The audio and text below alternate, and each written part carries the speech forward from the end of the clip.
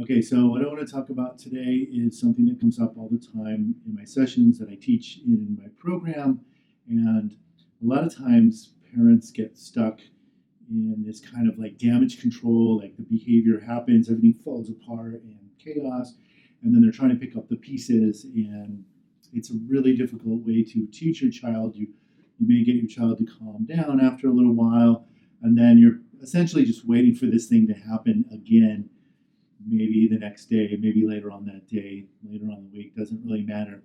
So what I teach is, it's common in the behavioral world, but it's my own twist on this to um, set things up before the behavior happens. So that's what we want to like get in the mode of doing, right? We don't want to always wait for things to just fall apart, right? And then we got to deal with that mess. So let's set things up before the behavior happens, which means, first of all, we're going to take what may be slightly challenging for our child, right? We're not going to throw too much at them, that we want them to really process and digest the change and even like see the enjoyment of the change. Like that is huge as far as like reinforcement and incentives and all that. Like really asking yourself, why would the child want to change, right?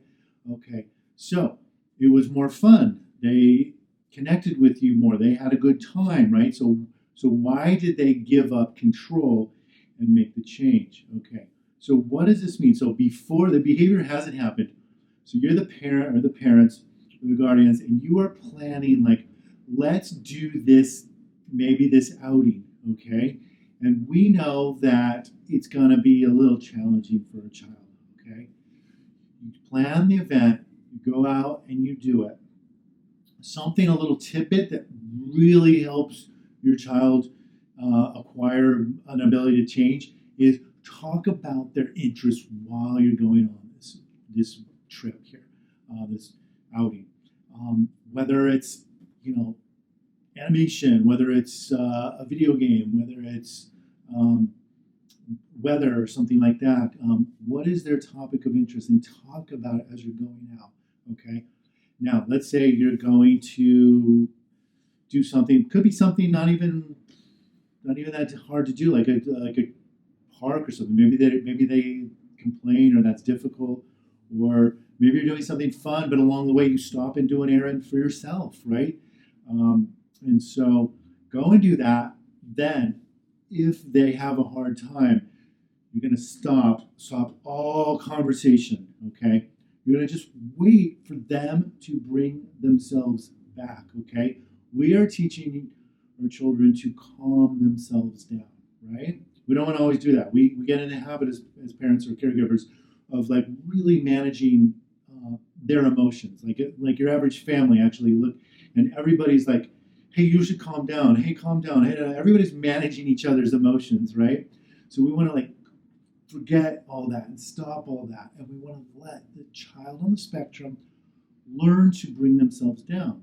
So if we're out, we're going to like step out of the store. We're going to find a quiet place. We may use the car. If we're in the car, we're going to pull over and really kind of stop the clock and pause, and then that's their time. When they bring themselves back, you continue the activity, okay? Something also magical to keep in mind that really helps is go back the next week or a few days later and do the same activity, okay? Don't try to come up with something new, right? Because we're just slowly challenging them. We're throwing things at them. They're out of what they were expecting, out of what they wanted to do. We're creating enjoyment by beefing up the conversation. I always say beefed up attention, because we're giving our attention and our sense of fun, which is very powerful to a child. But we are introducing their topic of interest. So we're doing all that with the change. Then if they have the problem with it, we stop, pause, wait. We say, as soon as you're ready, as soon as you're done. If there's a safety issue, then we make it safe, okay? But what you don't want to do is cancel the thing and go home. You want to avoid that at all costs. I understand that sometimes things become so dangerous that you can't really continue, and I totally get that. But even if you do, you want to go back to the same event and really try to finish it and say, like, this is what we're going to do, and I'm going to give you the time, okay? And really allow them the time to incorporate this, right, and have fun with it and see what is the point in giving up my own agenda